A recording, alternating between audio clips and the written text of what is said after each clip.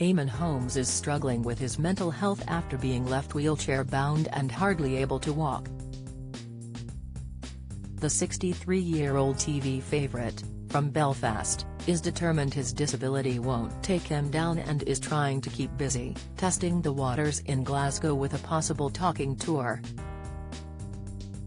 But he admitted being in a wheelchair is frustrating, and he even turned down a job at BBC Scotland, claiming they wouldn't pay for his flight. Eamonn admitted, "People think it's my knees or hips, but it's not, it's the discs in my back. I had an operation to take the pain away, but the operation has affected my legs and I don't have any power in them.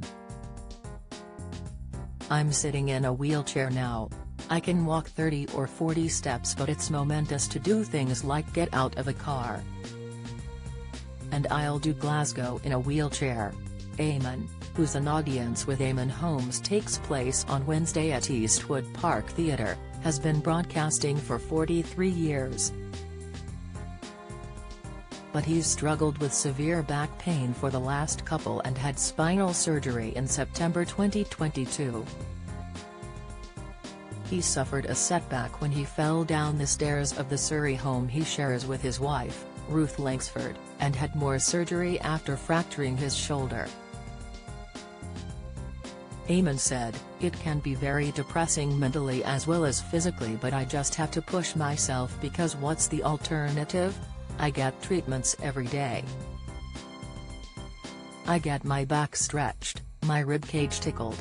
All these weird and wonderful treatments, and they all hurt. But if I didn't get them, there would be no hope for the future, so you've got to do stuff that gives you hope that you will be able to improve." Eamonn, who is positive and buoyant when we talk, is making sure his days are filled. He officiated Coronation Street star Charlie Lawson's wedding, was back in Belfast this week hosting a health awards ceremony, will be in Glasgow next Wednesday and then Huddersfield for another audience with show. He said, "I have to force myself to do things because the alternative is you won't do anything." The father of 4, who became a grandfather last year, has now become a passionate advocate for the disabled and wants to do a TV documentary highlighting the restrictions they face. The veteran broadcaster, who has a TV breakfast show Monday to Thursday each week, said, "You can have a disabled toilet, but it's 1 floor and 20 steps down. How do I get to that?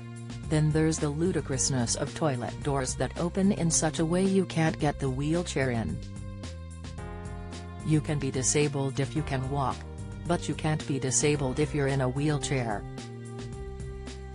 Video loading. Video unavailable. Click to play. Tap to play. The video will autoplay soon. 8 Cancel play now. He has found flying provides wheelchair help, but trains are problematic and stressful. It's led him to knock back a BBC Scotland job. He said, "I was asked to do a programme in Glasgow and said, that's fine, I'll fly. They said, no, we're not paying you to fly. Go on the train. I said, I'm not going on the train because how do I get on the train and get off the train? No one had an answer to it. So I didn't do it. Normally I'd have paid for it myself, but they weren't paying me much, so why am I putting myself out of pocket to do it? The BBC should have stepped in and said, okay, we'll put you on a plane. I think it's as expensive to go on a plane as it is to go on a train." Eamonn has made a career out of speaking his mind.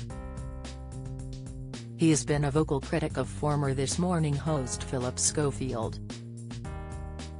The show's Holly Willoughby has now also quit after a kidnap threat, but Eamonn thinks it was inevitable she had to leave. He said, "There's many reasons why Holly has left, but one of them will be the audiences has more than halved. It's gone down from 1.2 million to 500,000. There wasn't really anywhere else for it or her to go, really. And with Holly gone, Eamonn knows just the people to revitalize This Morning. He said, "The two best presenters they could have are sitting on the wings, and we haven't chosen to leave, we were chosen to leave." He's of course talking him and Ruth, who were sacked after 15 years in 2020.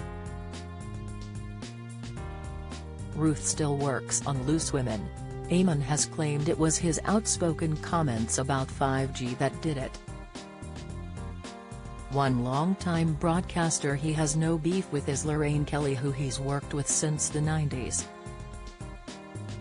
When they were on GMTV in 1996, they reported together on the Dunblane massacre when 16 pupils and a teacher were shot dead. Of all the news stories he's covered, even the Omagh bombing in 1998 in his home country, he felt Dunblane the most.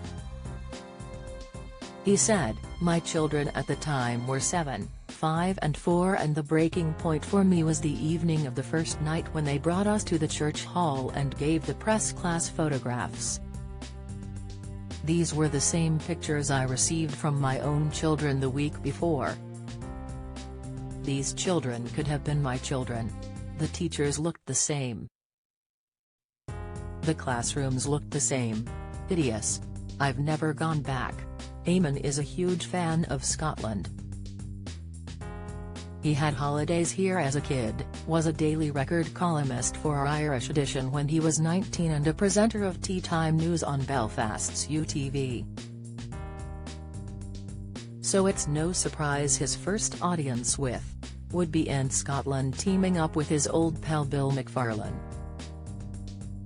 Eamonn said, "I adore Northern Ireland, but I adore Scotland more. It's Northern Ireland on steroids." An audience with Eamonn Holmes is on Wednesday at Eastwood Park Theatre, Glasgow. Tickets from urcultureandleisure.org.